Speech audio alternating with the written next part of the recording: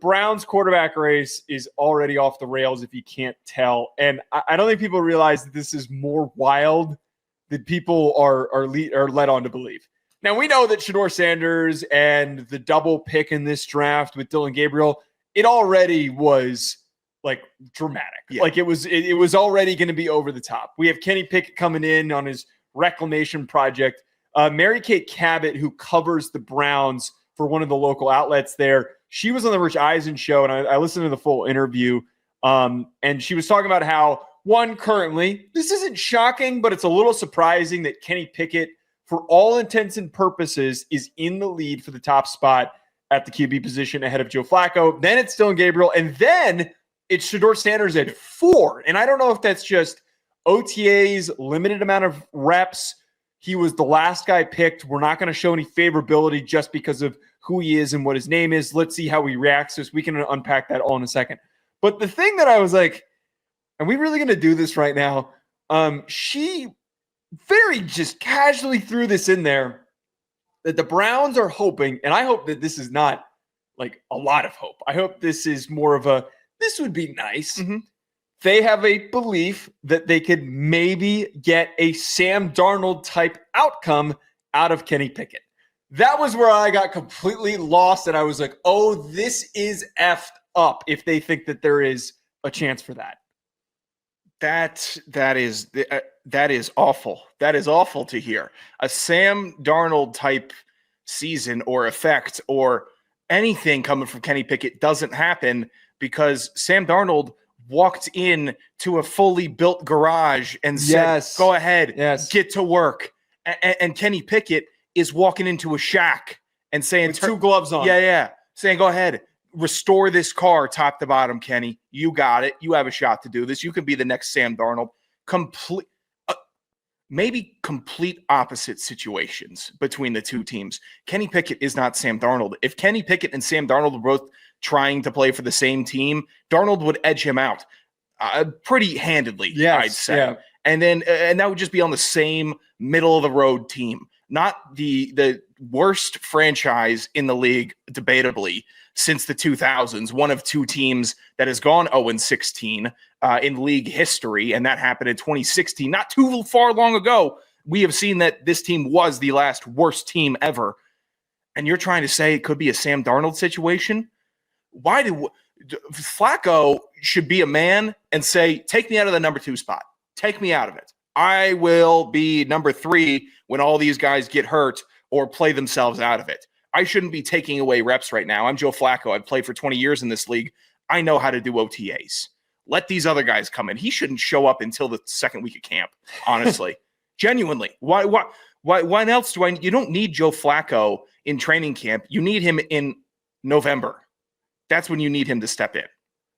I feel like Flacco is the most likely guy to get cut. I mean, that's not like a shocking thing. Yeah. The room's too crowded. It doesn't make any sense.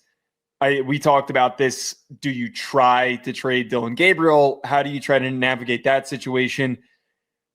I just think that Kenny Pickett, even trying to frame this as a Sam Darnold hope that that's what he could be, I really, really, really need, and I hope, I keep saying hope too many times, but I really hope that the front office for the Browns has enough self-awareness to realize that none of this is similar to what Sam Darnold did with the Vikings. You just talked about the situation they stepped into, but more importantly, Sam Darnold was a guy who came out after his 3rd season at USC. He was a young guy with a lot of tools.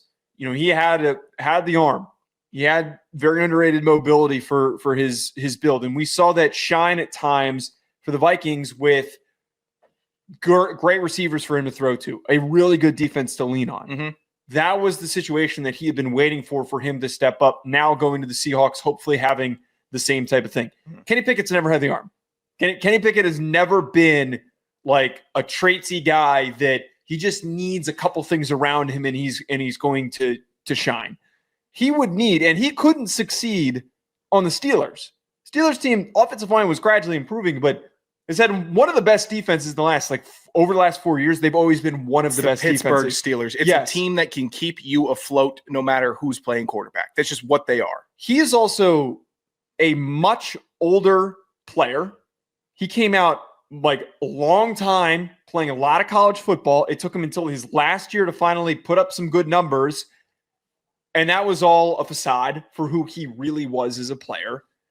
He's already at his ceiling. He's been in his ceiling since his first year. I firmly believe that there will never be a situation where Kenny Pickett suddenly emerges and turns out to be the really underrated, plucky starter. If he couldn't get it right with the Steelers in his first 2 years, there is nothing that will be found elsewhere, let alone a roster like the Browns. I close this off by saying, just freaking start Shedeur Sanders. Please. If you have this belief that your team's going to be bad and you want to just go out there with the best available veteran that you have and just go stink and go with the first overall pick, I'm not saying that that's tanking, but that might be the approach. Start Shedeur Sanders. See what you can get out of him. And if he's not that good, you move on. If he does some good things, but you still want to draft somebody early, trade him to somebody who wants to take him on. There are just so many better alternatives than starting Kenny Pickett. Kenny Pickett, a couple things. One, he turned me around completely on the hand size stuff for quarterbacks coming out of the draft. Where So you think it's a serious issue? Well, everyone was talking about hand size, and then you had the Brave Warriors that said Kenny Pickett is an alpha dog, gangster quarterback, and he doesn't care. It doesn't matter what his hand size is. Well, I keep looking at his hands on the ball, and I keep on seeing how the ball flies out of his hand. It matters. And watching him enough and with enough time behind all of that madness around his hand size, I need a quarterback with big hands. Kenny Pickett is good enough. He could be the best quarterback ever with tiny hands. He really might be in the NFL for whatever his hand metric is, 8 3/4, whatever he measured in at. He might be the best ever tiny-handed quarterback. And that's great, but they're not going to hang a banner for you. They're not going to retire your jersey. So just start coasting. Try to be the guy. Never give up on the dream. But you taking QB1 reps from rookies that however they fell is how they fell. Yeah. It doesn't work for me. And also Terry Bradshaw decided to stir up the pot and talk about that Kenny Pickett didn't get his a real fair trial with the Did Steelers. he say that? Yeah, he went on like 93-7 no. The Buzz in Pittsburgh and decided and said that Kenny Pickett was slighted by Pittsburgh. Ryan's comment, he is not the best tiny hand quarterback. I would love to know.